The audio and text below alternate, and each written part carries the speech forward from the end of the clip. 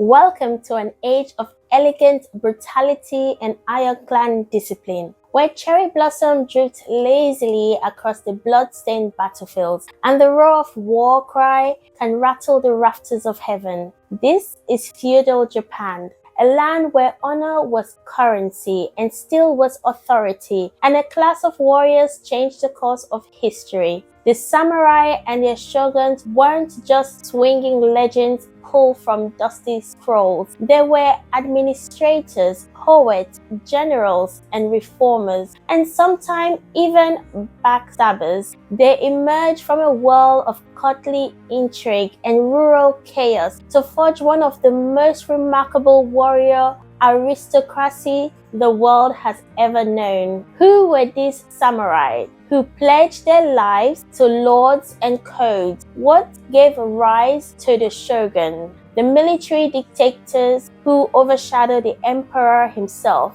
Imagine war horses slashing through the rice paddings and the lords whispering conspiracies behind paper screens. Picture meticulously crafted swords gleaming under lantern light, and tea ceremonies performed by men who could kill with a flick of the wrist. It's a story as beautiful as a haiku and as ruthless as a battlefield execution. Strap on your helmet, steady your bow, and follow me into Japan's past, where warriors were kings at least until the tide of history crashed upon their shores.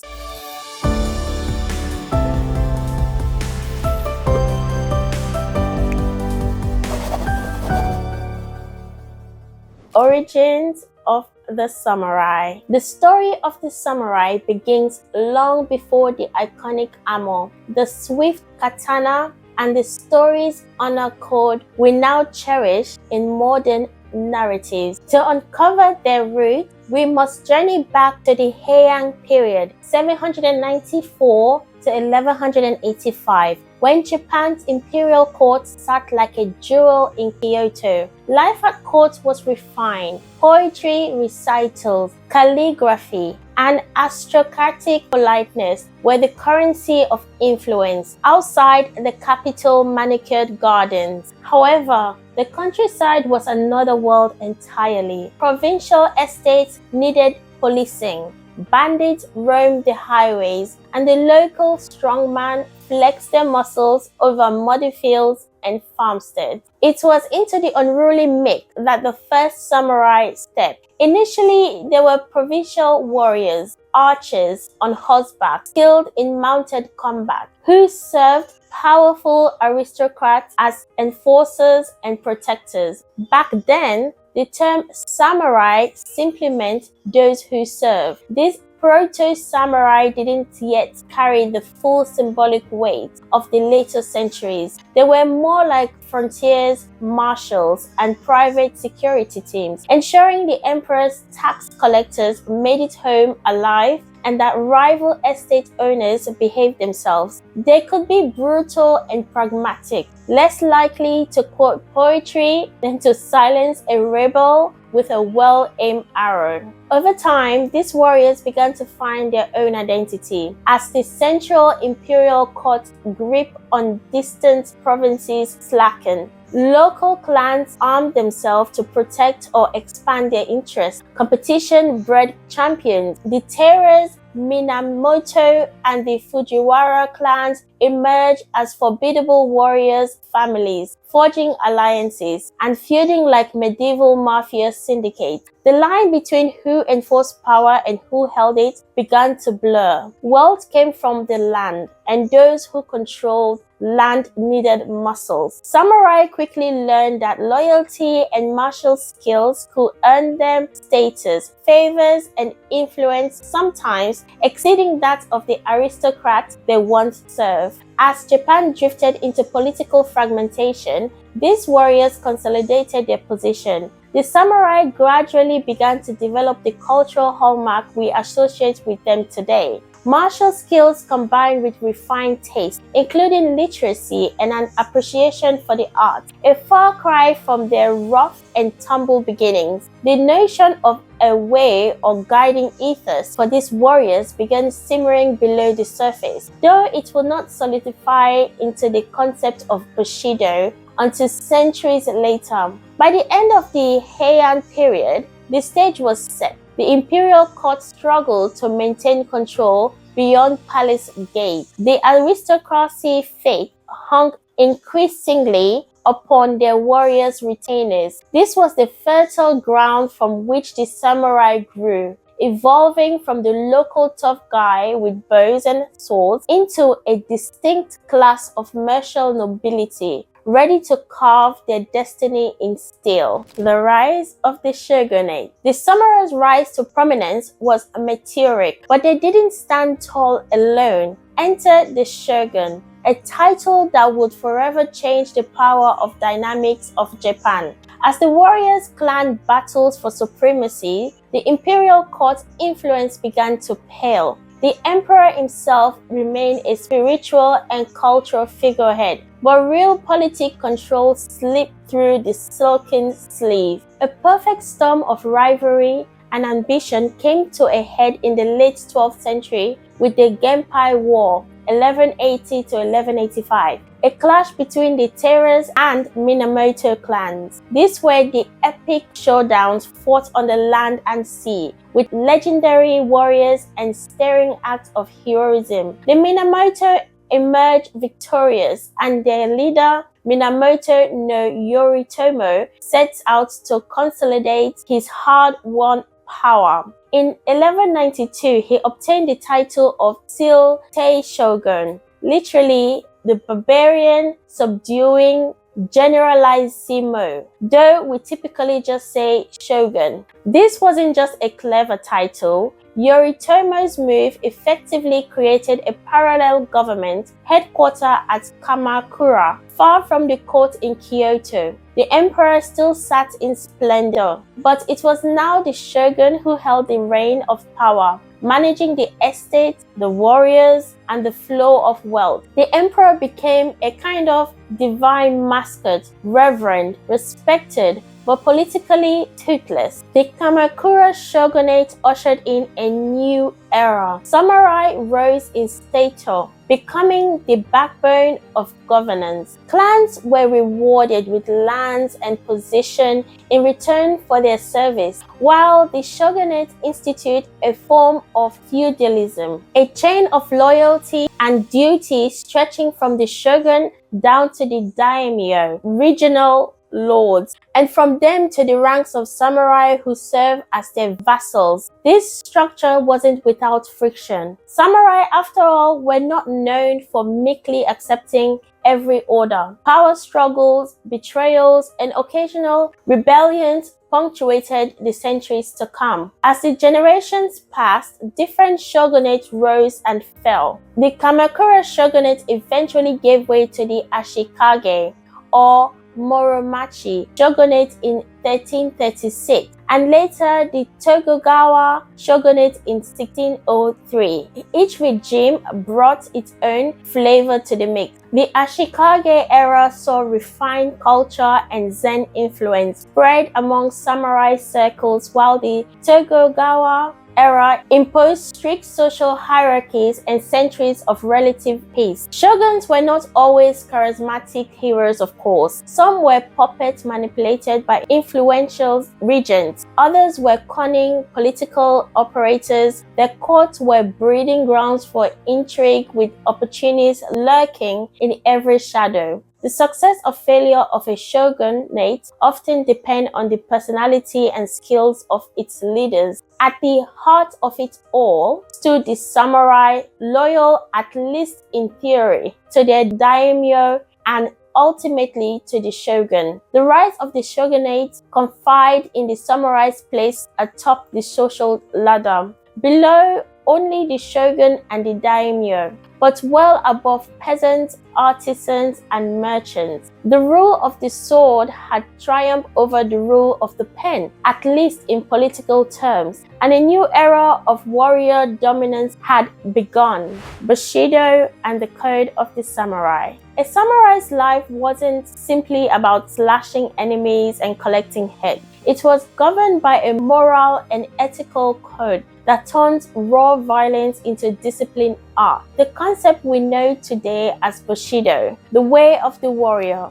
was not a single written document, but rather a tapestry of value woven together over centuries. Much like chivalry in medieval Europe, Bushido set standards for behavior, honor, and duty that distinguish the true samurai from common ruffians. At the heart of Bushido lay loyalty, absolute unwavering devotion to one's lord. A samurai swore fealty with both his life and his death. Disobedience, cowardice, or betrayal were not just professional missteps. They were moral failings that sullied the samurai's very soul. In a world where reputation meant everything, to live dishonorably was worse than dying honorably. This is why the ritual of seppuku, ritual suicide, emerged as a somber escape hack. When facing certain disgrace, a samurai could reclaim his honor with one sharp slice, showing ultimate resolve and purity of spirit. But Bushido wasn't all about duty and death. It also celebrated traits like honesty, benevolence, courage, and self-control. Samurai were encouraged to be more than just killers. They should be scholars, warriors, versed in literature, philosophy, and the arts. Tea ceremony, ink painting, and poetry writing were not mere hobbies. They were a vital expression of balanced soul, cultivating a sense of harmony. The samurai strove to bring the same precision and focus to calligraphy that they did to swordsmanship. This code influenced Japanese society in profound ways. Samurai became role models for moral conduct. Though, let's be honest, some fell short. The ideal often stood in contrast to reality, where power plays and ambition could override principles. Yet, Bushido as an ideal gave Japanese warriors a unique cultural identity that distinguished them from other fighting classes in world history.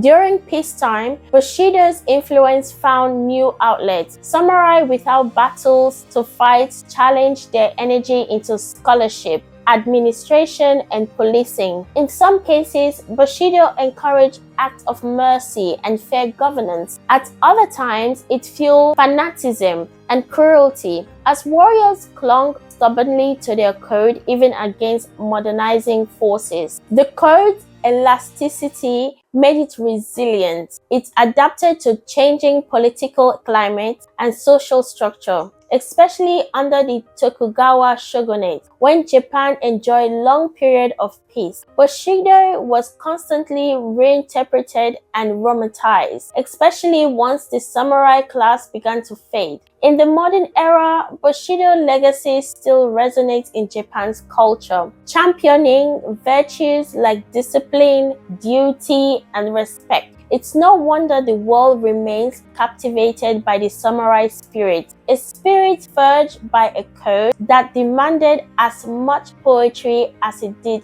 blood. The sword that made history. If Bushido was the soul of the samurai, then the sword, particularly the katana, was its living symbol. No weapon is more famously associated with the samurai than this curved, single-edged blade of hairless craftsmanship. The forging of a katana was an art form that bordered on mystical ritual. Master swordsmiths folded, hammered, and tempered the steel countless times, removing impurities and aligning the metal's grains until it gleams with razor-sharp perfection. The katana was more than a weapon. It was a companion in war and peace, a measure of status, and a family heirloom. It often traveled through generations, carrying stories and honor along its deadly edge. Samurai cared for their sword with meticulous devotion, treating them with respect and performing maintenance as if the blade was a living being. To wield it improperly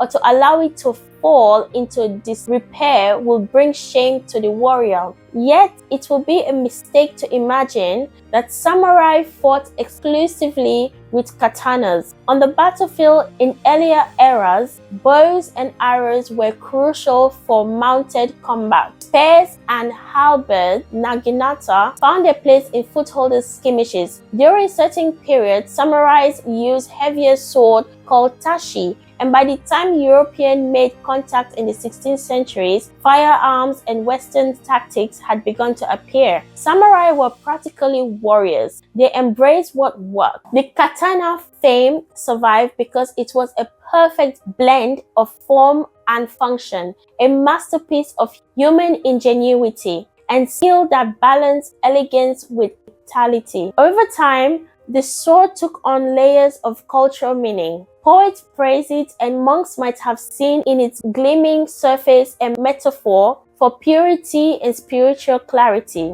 The wearer of fine sword projected aura and status, somewhat like rolling up to the castle gate in a luxury vehicle today. In the peace of Edo period, when open warfare dwindled, the sword became an icon of authority rather than a daily necessity on the battlefield. In modern times, katanas remain converted collectibles, displays in museums and private collections around the world. Martial arts like kendo and iaido carries forward the spirit of the sword, teaching disciplines, respect, and technique over bloodshed. The allure of katana endure in popular culture, in movies, anime, and video games, where it stands as a shorthand for courage, skill, and honor. This persistent global fascination with the samurai sword testified to its unparalleled elegance and lethal grace. It remained a potent reminder that the samurai impact extended beyond political and warfare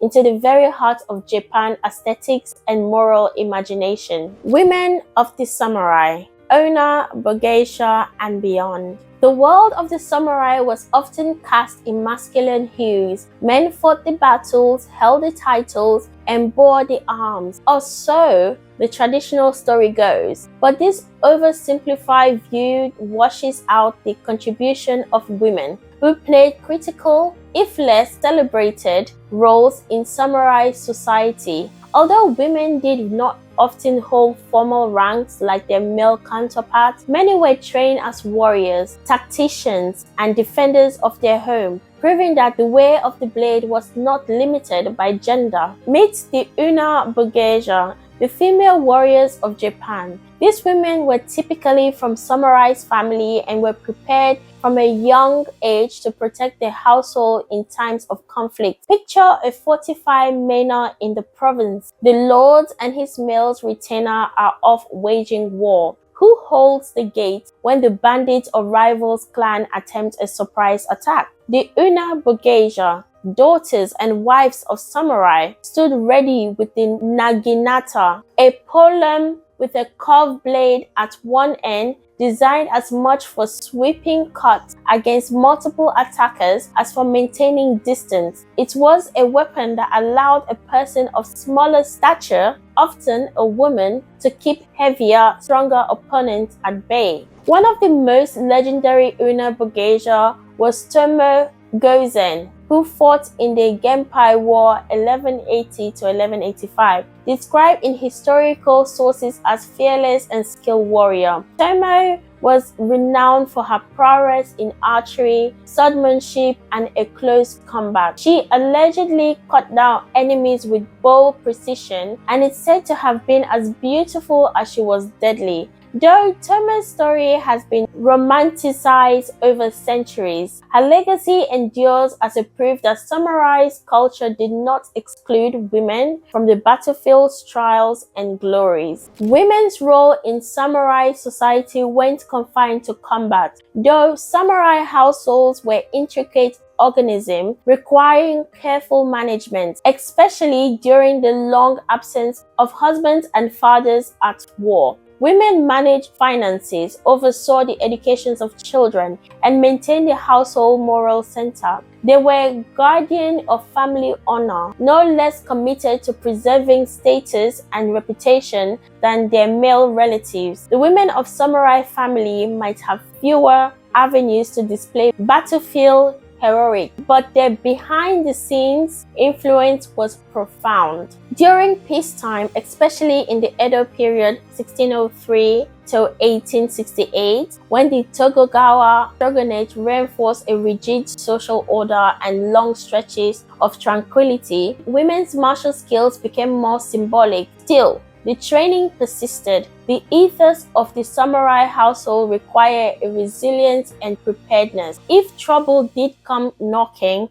a samurai woman will not be caught utterly helpless. There are records of women defending their homes, their children, and their honor, often fighting to the death rather than surrendering to a fate worse than defeat. Beyond armed conflict, women shaped the cultural fabric of samurai life. They participated in tea ceremonies, poetry, calligraphy, and other refined arts that helped define samurai sophistication. Some women were also skilled strategists and advisors. A wise wife or mother-in-law might counsel the family head or alliances, disputes, and clan politics. Daughters were taught not just needlework, but also literacy and etiquette. The samurai household was both a fortress and a school, and women were at its heart. It's important to note that the power and privilege women held in samurai society varied by era, region, and family. With the rise of Neo Confucianism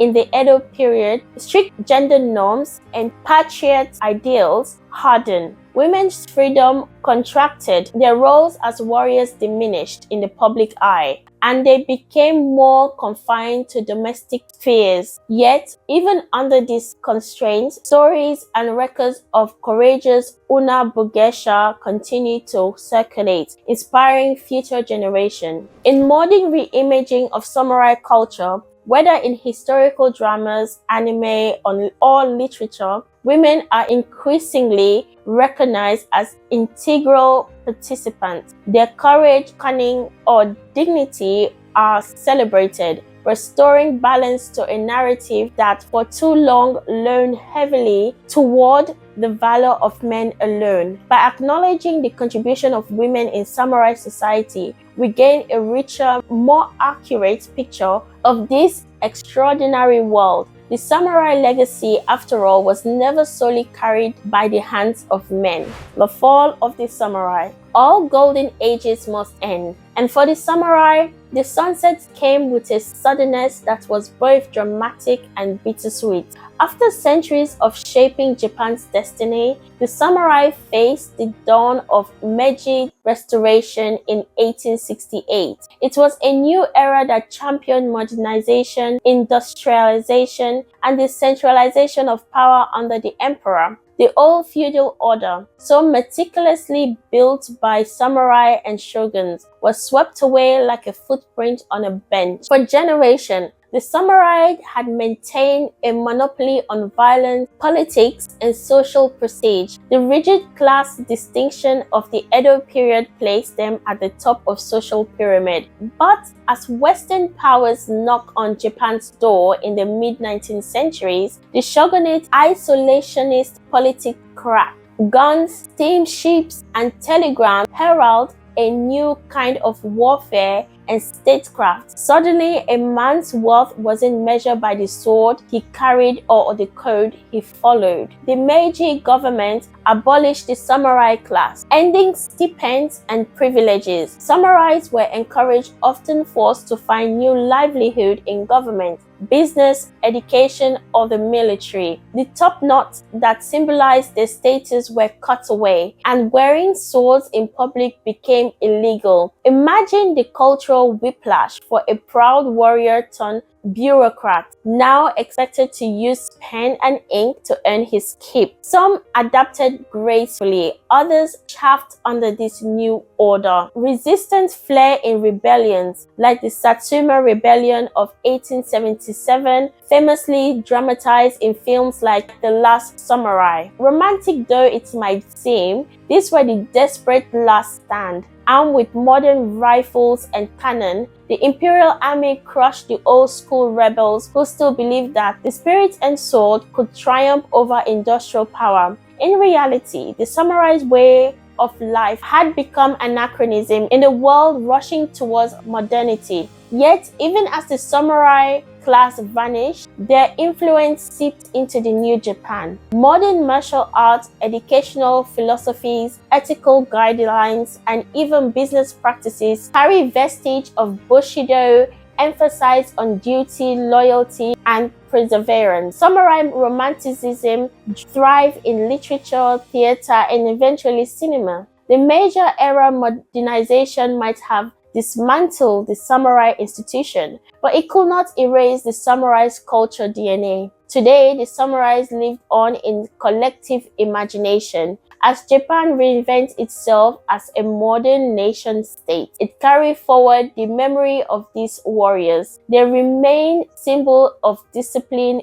cultural sophistication, loyalty, and courage. Their fall marked the end of an age, but their spirit continues to resonate in the present, reminding us that history turning points often leave deep and indelible mark on a nation's soul. From their rough and tumble origin as frontier enforcer to their polished height as culture aristocrat warriors, the samurai defined centuries of Japanese life under the guidance and sometimes the iron fist of the shoguns. They built a society that elevated loyalty, honor, and martial skill to near-hallowed virtues, yet they were far from one-dimensional paragons. The samurais were politicians, poets, administrators, rebels, and yes, sometimes oppressors. They served lords whose intrigues could shame the most cunning royal court of Europe. They fought, ruled, betrayed, and died by a code that demanded perfection and purity even in death. The shogun, for their part, transformed the landscape of Japanese governance by seizing power from the emperor and structuring the nation into a layered hierarchy of daimyos and vassals. They ensured the centuries of warrior dominance. Their rule allowed for cultural ferment, with everything from Zen gardens to tea ceremony flowering under the sole watchful gaze. Yet, like all regimes, the shogunate had their weaknesses and faced inevitable decline. In the sweep of Japan's long history, the samurai and the shogun stand out not merely as relics of a bygone age, but as a sculpture of a national identity still visible today. Their legacy lives in Japan's reverence for discipline, the art, moral integrity, and respect for tradition. Tourists flock to former castles, martial arts schools thrives, and katana remains object of awe. The names of Tomo